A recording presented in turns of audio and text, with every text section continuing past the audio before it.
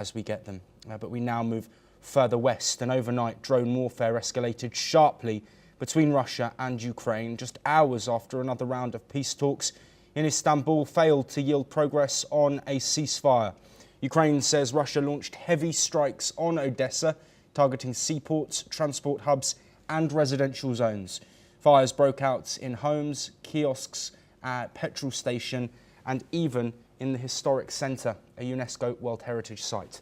Meanwhile, Ukrainian drones hit targets in southern Russia, including an oil depot in the Sirius Federal District near Sochi. A woman was killed and another seriously injured when drone debris landed in the Adler district. Flights at Sochi airport were briefly suspended. Ukraine's strikes continue to focus on Russian energy infrastructure, while Russia intensifies attacks on southern Ukrainian cities. Both sides have confirmed the drone attacks, but offer differing casualty reports. Talks in Istanbul did result in plans for further prisoner of war exchanges, but ceasefire terms remain unresolved after 3.5 years of war. Well, thank you, Dr. Saxena, for staying with us.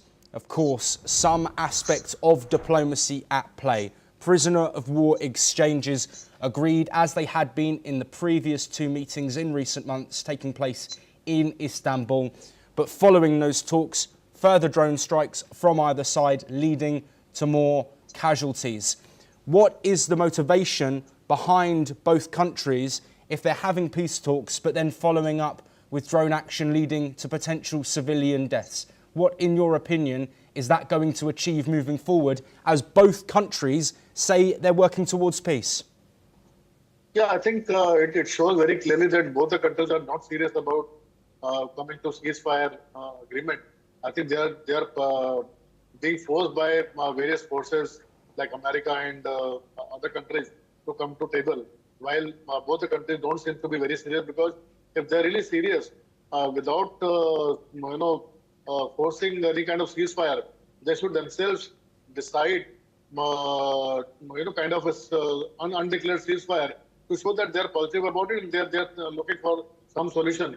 But I think in the past meetings also, during the meeting and before the meeting, there have been serious and very, very major strikes done by both the countries, which shows that I think the mediators are not being really very effective or very successful to bring this both the parties seriously on the table of negotiation or to ceasefire.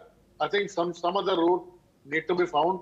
And the second thing I also would like to highlight here for both the countries, that when they are attacking, they should try to leave at least public places and populated places where civilians are staying. You hit some big industry, you hit power plant, you hit any other strategic point. But the Odesa food market is a huge populated place where very reasonable priced food is available, and it is always full of crowd. I think this kind of places should be definitely avoided by both the parties, whether it's Russia or Ukraine.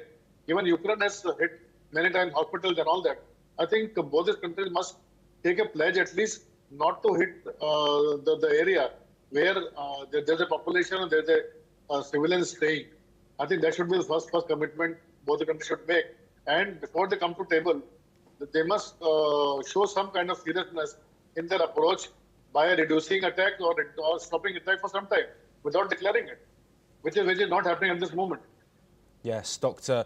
Vipul Saxena, thank you ever so much for joining us on the programme today. We will bring you all the updates on the ongoing Russia-Ukraine war, both diplomatic and on the battlefield. But we move on now, as China has expressed deep concern over deadly